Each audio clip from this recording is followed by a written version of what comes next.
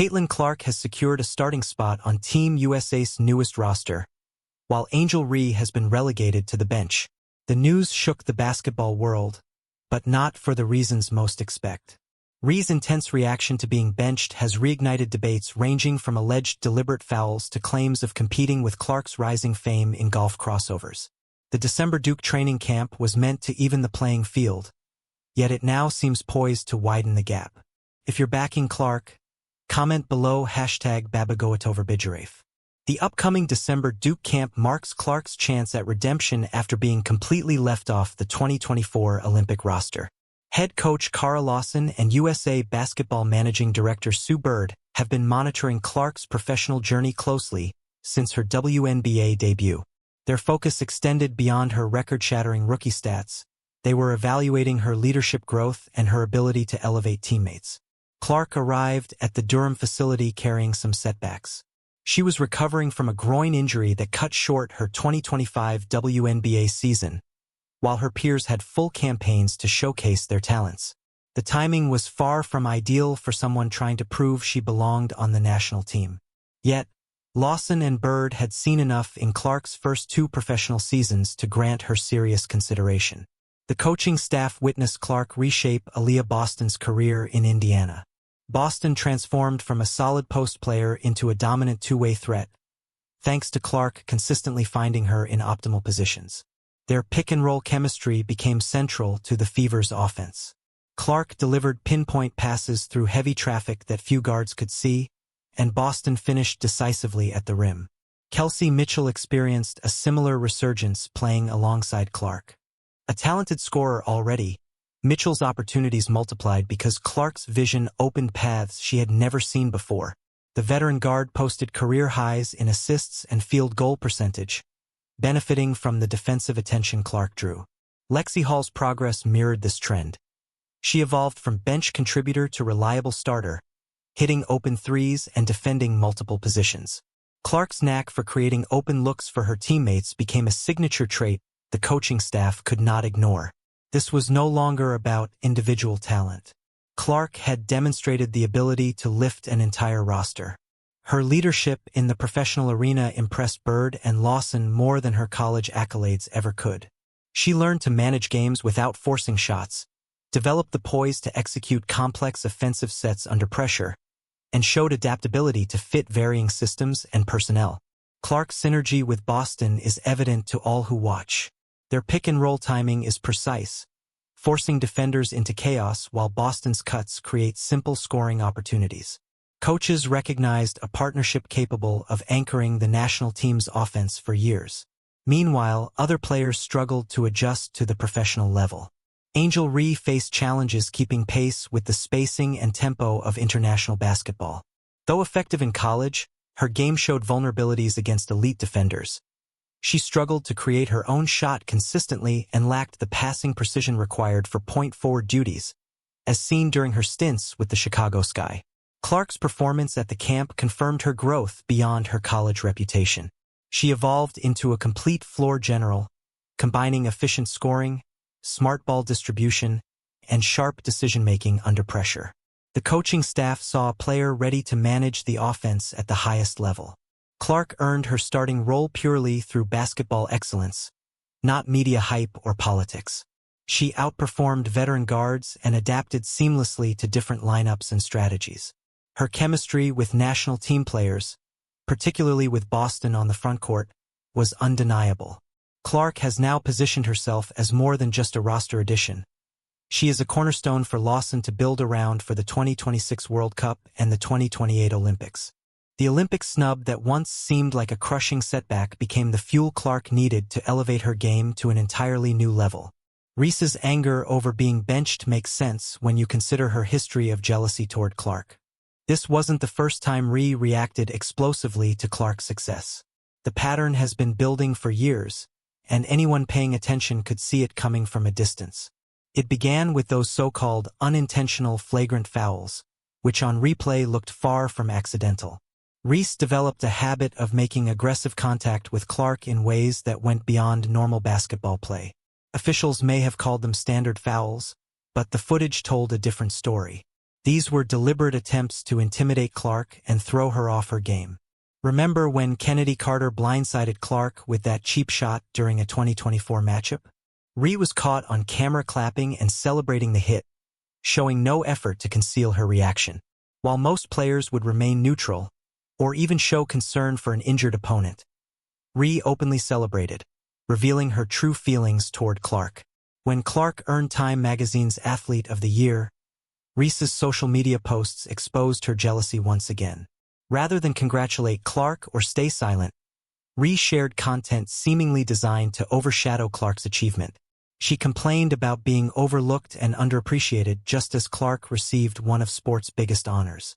The timing was far from accidental. Reese's Reebok shoe launch only highlighted her attempts to compete with Clark's brand power. She debuted her signature shoes in Indianapolis, Clark's Indiana fever territory, hoping to steal some attention.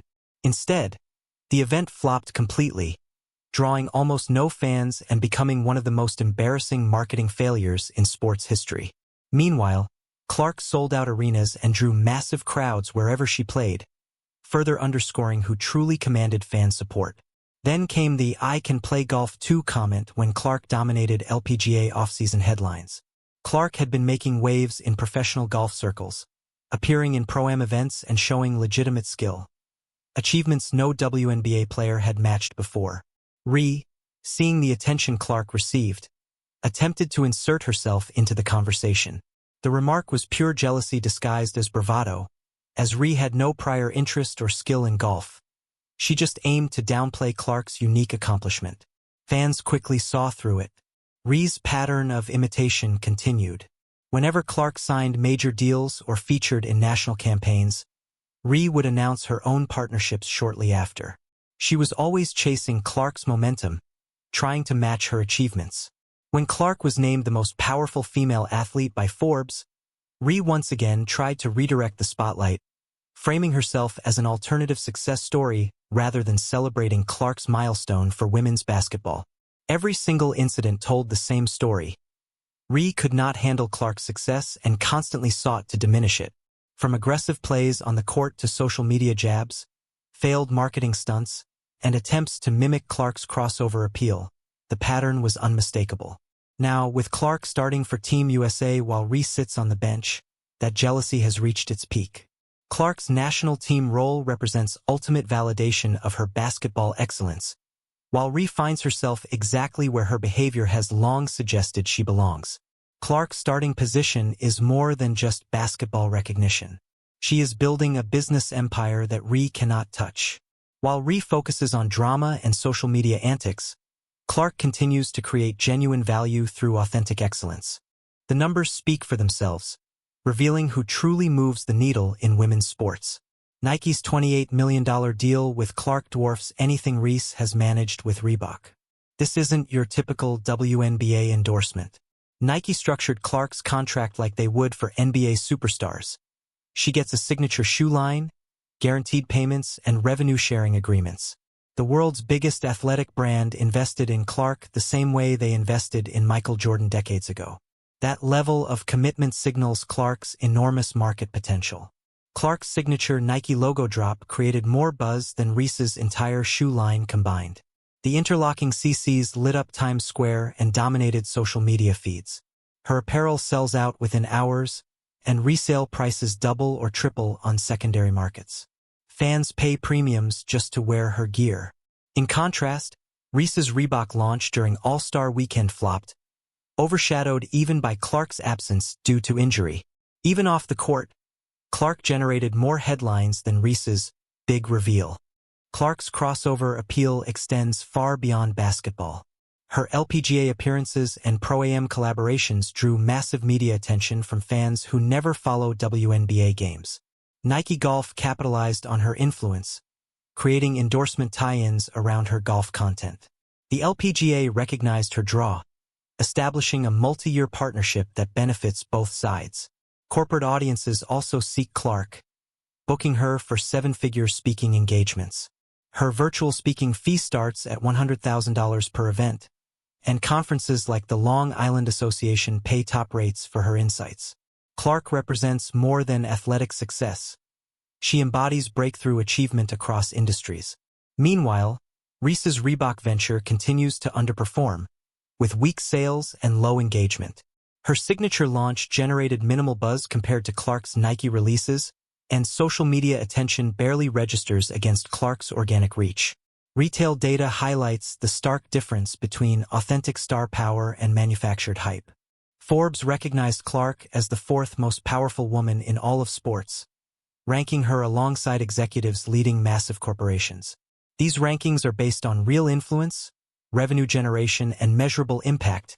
Clark drives attendance, media deals, and business value wherever she goes. Clark's selection to Team USA amplifies her brand even further, opening doors to Olympic-level sponsorships and global endorsement deals. Olympic athletes command premium rates, and Clark's starting role positions her perfectly. Corporations invest in athletes who deliver measurable returns, and Clark's consistent growth across every business metric proves she fits that mold. The Team USA announcement alone added millions to her brand value, while Reese remains on the sidelines. Corporate sponsors notice national team selections because Olympic exposure represents unmatched marketing opportunities. Clark's business empire continues to expand, while competitors struggle to build sustainable brands. Her journey from Olympic snub to Team USA starter shows that excellence always wins over drama and jealousy. She turned rejection into fuel, reaching a whole new level of basketball mastery. The 2026 Fever season is now must-watch, with Clark returning from Team USA with Olympic-level experience. Fans can expect an even more polished version of the player who broke 62 records in her rookie year. Angel Reese can stay mad on that bench while Clark writes the next chapter of women's basketball history. If you're supporting Caitlin, comment below, #Babagoatoverbijarafe. Like, subscribe, and turn on notifications so you never miss a moment. Click the video on the screen, and we'll see you in the next one.